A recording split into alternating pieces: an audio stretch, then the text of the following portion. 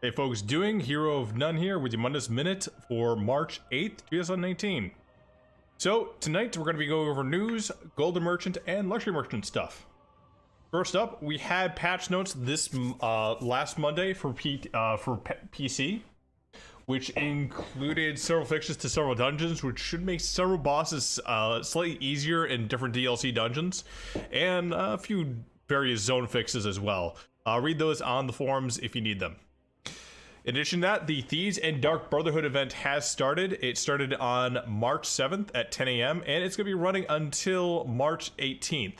During this time frame, you're going to get double reward drops for world bosses, delve bosses, double the finer whiskers for mob lorcage, increased reward for heists and sacraments, double harvest and resource nodes inside of either of the DLC areas.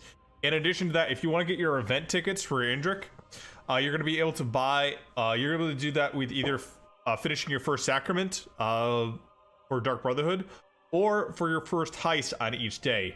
So yeah, you're gonna have to at least level yourself up a little bit inside of each one of those areas to be able to do that. You have to at least have Dark Rank Brotherhood 2 to do Dark Sacrament, and Thieves Guild rank 3 to complete a heist. Also on schedules is several Twitch drops for the month of March.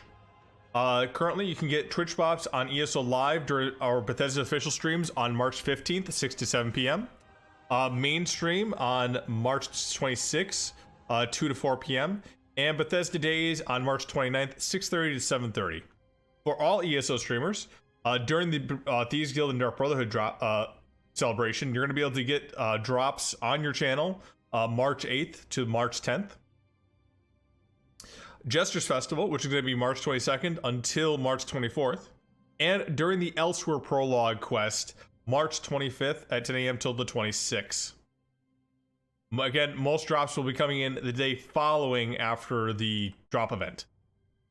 Next, let's take a look at the Luxury Merchant and at the Golden Merchant for today. Alright, so first up on the Luxury Merchant, a bunch of stuff that kind of has a nautical theme.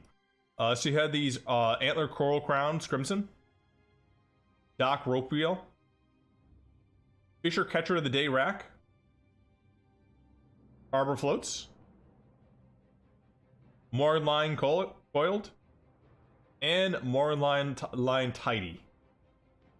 So yeah, just a bunch of nautical stuff. If you're really into boats or anything like that, this is probably the time to pick this up. Most of the stuff is actually not that expensive. Coral is probably the most expensive, but it is a large item as well.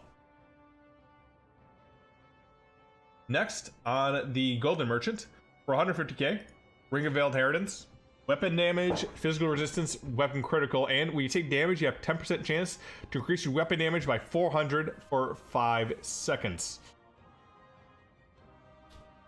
Oh, sorry, this is when you deal damage, you have a 10% chance to increase it.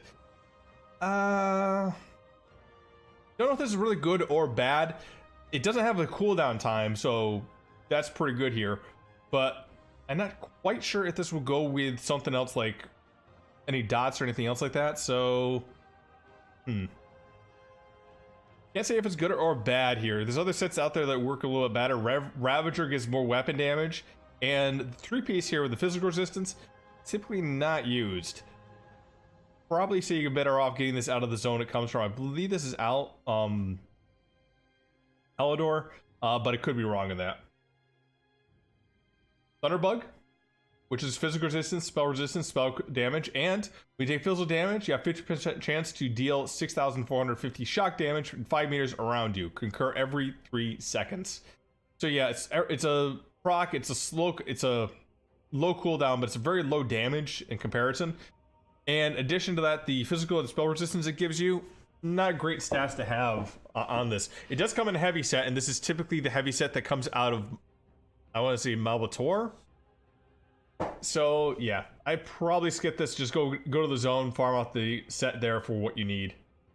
For 250k, you get Spelunker's Ring, stamina recovery, and weapon damage, and add 400 weapon and spell damage to your Undaunted abilities. When you use one of these Undaunted abilities, synergies restore 1,500 stamina. Not really great set in my opinion. I mean, if you're using only undaunted abilities, most undaunted abilities you have, yeah, you wouldn't use it. Like, there's very limited that you would use inside that line that would increase with this. Definitely nothing that's like a direct damage ability here, so I would definitely skip on this one. Additionally, this drops out of a dungeon as well. I'm not quite sure which one it was. Light Speaker's Ring, spell critical, max magicka, spell damage, and adds 450 spell damage to your restoration staff abilities. Seems okay, but not really that great. I believe this cleanse comes out of Fungo Grotto for the light. I might be wrong in that. Probably wrong. But yeah, 250k definitely would skip this one. It's just not good enough, unfortunately here. 450 spell damage to just your restoration abilities. Most times a healer, you're going to be using other abilities on top of that. For 100k, you can get the Cross Paladrons, which was previously a real meta DPS set. Unfortunately, other sets like Veladreth and Celine's Web is actually performing a little bit better, but the one piece on this does give a bit of physical penetration. However, it's only shoulders. Probably would skip it. I mean, you're only getting infused or impenetrable, and most times you'd use this inside of PvE, not so much PvP.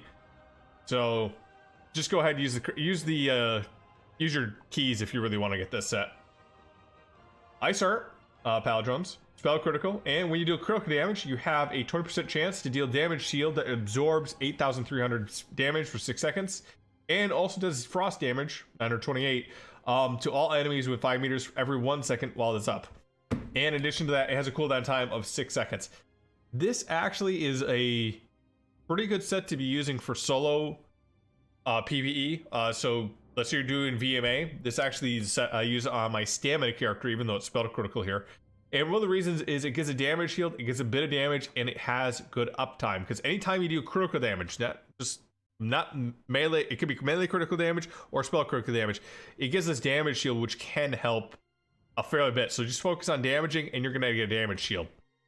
I probably recommend it only for that, but again, infused or impenetrable, probably wouldn't get it for PvP, and for PvE, you're probably better off using rings.